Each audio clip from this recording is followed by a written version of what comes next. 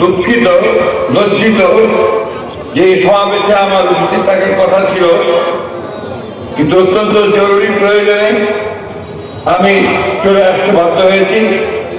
তাই আজকে ভিডিওর মাধ্যমে আমি তোমাদের সামনে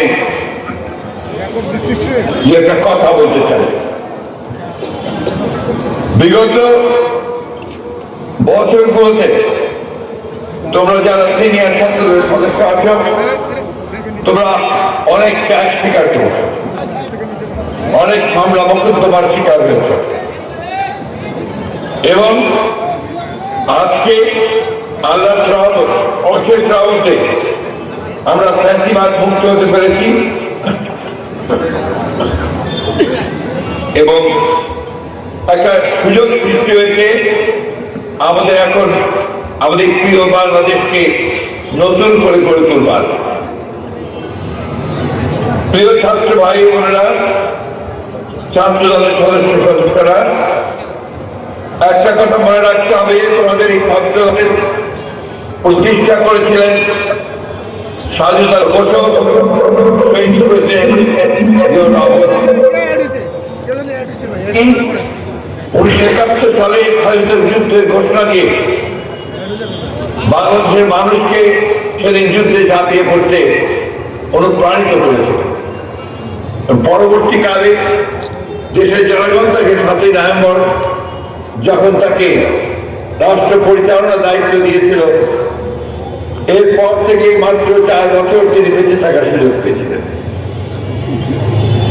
তাকে বাংলাদেশের শত্রুরা তাকে শহীদ করছেন, তিনি শহীদ হয়েছে। সেই 4 বছরের মধ্যেই তিনি বাংলাদেশের রাজনীতিতে একটু গুণগত পরিবর্তন নিয়ে এসেছিলেন। তিনি একদিকে রাজনীতি, অন্যদিকে অর্থনীতি, এই দুটোরই তিনি মৌলিক পরিবর্তন করেন। 1975 সালের পূর্বে, স্বাধীনতার পূর্বে এই দেশে এই আওয়ামী লীগ ক্ষমতায় ছিল। তারা তখনও একইভাবে সারা দেশে লুটপাট করে, ষড়যন্ত্র করে, হত্যা করে, গুম করে, খুন করে ক্ষমতায় টিকে থাকতে চেয়েছিল এবং বাংলাদেশে তাদের দুঃশাসনের কারণে একটা চরম দুর্ভিক্ষ হয়েছিল। সব শেষে তারা গণতন্ত্রকে হত্যা করে একদলীয় শাসন ব্যবস্থা বাদশাহ প্রতিষ্ঠা করেছিল। সেই একদলীয় শাসন ব্যবস্থার অবসান ঘটিয়ে শহীদ প্রেসিডেন্ট জিয়াউর রহমান সাহেব তিনি বহুদলীয় গণতন্ত্রকে নিয়ে এসেছিলেন এবং সংবাদপত্রের স্বাধীনতা দিয়েছিলেন এবং ছাত্রছাত্রীদের শিক্ষার মান উন্নত করবার জন্য তিনি বহু পদক্ষেপ নিয়েছিলেন। তোমরা অনেকেই জানো যে তখন শিক্ষাকে গণমুখী করার জন্য, জনগণের কাছে পৌঁছে দেওয়ার জন্য তিনি অনেকগুলো পদক্ষেপ নিয়েছিলেন। তার মধ্যে একটি পদক্ষেপ ছিল যে এসএসসি পরীক্ষায় 50 নম্বর দিয়েছিলেন যে ছাত্র একজনকে সাক্ষরতা দান করতে পারবে তাকে 50 নম্বরের মধ্যে দেওয়া। এটা ছিল একটা যুগান্তরী পদক্ষেপ। অন্যদিকে তিনি সেই সময়ে মেধাবী ছাত্রদেরকে তিনি অনুপ্রাণিত করেছেন, তিনি সামনের দিকে নিয়ে যাওয়ার জন্য কাজ করেছেন। তিনি বেশিদিন আমাদের মাঝে টিকে থাকতে পারেননি, কিন্তু তার যে শিক্ষানীতি, সেই শিক্ষানীতি আমাদের সামনে এখন আছে। প্রিয় ছাত্রছাত্রীরা, আজকে আমি বেশি কথা বলবো না, শুধু এইটুকু বলতে চাই যে আজকে নতুন একটা সুযোগ সৃষ্টি হয়েছে। তোমরা জানো যে 15 বছরে আমরা যখন আন্দোলন করেছি ফ্যাসিস্ট সরকারের বিরুদ্ধে,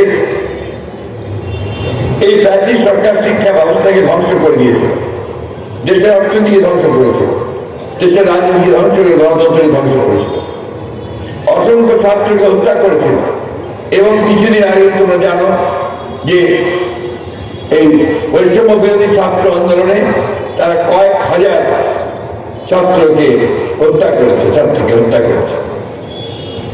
এই আওয়ামী লীগ যখনই ক্ষমতায় আসে তারা জোর করে, গায়ের জোরে ক্ষমতায় টিকে থাকতে চায় এবং তারা দেশের সবকিছুকে ধ্বংস করে দেয়। আজকে তোমাদের আন্দোলন, একই সঙ্গে জনগণের আন্দোলন, সব মিলিয়ে হাসিনা যখন দেশ থেকে পালিয়ে গেছে, ফ্যাসিবাদকে বিতাড়িত করতে সম্ভব হয়েছে, তখন আমাদের সামনে একটা নতুন সম্ভাবনা দ্বার সুযোগ উপস্থিত হয়েছে।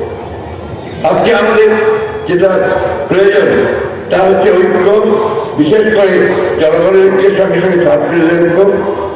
ছাত্রদের সঙ্গে একটি কথা বলতে চাই যে সবার আগে পড়াশোনা করতে হবে, পড়াশোনা করে ভালো ফলাফল করতে হবে এবং নিজের পায়ে দাঁড়ানোর চেষ্টা করতে হবে।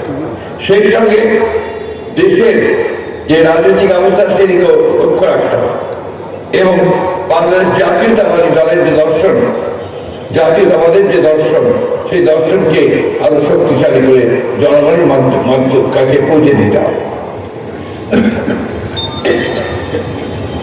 আমরা সবসময় এই দেশকে দুর্নীতি মুক্ত করতে চাইব, আমরা গণতন্ত্রকে এখানে রক্ষা করতে চাইব, আমরা মানুষের কথা বলার অধিকারকে রক্ষা করতে চাইব, আমরা এখানে সংবাদপত্রের স্বাধীনতাকে অক্ষুণ্ণ রাখবো। এই বিষয়গুলোকে সামনে রেখে আমাদের এগোতে হবে। আজকে অনেক ষড়যন্ত্র শুরু হয়েছে, চক্রান্ত শুরু হয়েছে, সেই চক্রান্তের কাছে আমরা কেউ মাথা নত করব।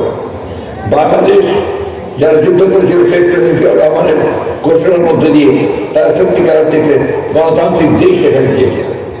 তারা বৈষম্য বিশ্বাস করেনি, বিশ্বাস করতে না, তারা বৈষম্য বিহীন একটি রাষ্ট্র চেয়েছিল। আজকে সবখানে বৈষম্য সৃষ্টি হয়েছে, দুর্নীতি হয়েছে, দুর্নীতিতে দেশ একেবারে ভরে গিয়েছিল। আজকে আমাদেরকে সেই দুর্নীতিকে দূর করে, বৈষম্যকে দূর করে জনগণের একটা সরকার যেন আমরা প্রতিষ্ঠা করতে পারি, পার্লামেন্ট করতে পারি, জনগণ যেন ভোট দিতে পারি তার ব্যবস্থা করতে পারি, সেই লক্ষ্যে আমাদের এগিয়ে দিতে হবে। সবসময় মনে রাখতে হবে ছাত্রদেরকে সব সময় জ্ঞান ভিত্তিক চর্চা করতে হবে, জ্ঞান রাজনীতি করতে হবে, তাদেরকে পড়াশোনা করতে হবে, পড়াশোনা করে দেশের কল্যাণ কিভাবে হয় সেটা জানতে হবে, পরিবারের কল্যাণ কিভাবে হয় সেটা জানতে হবে এবং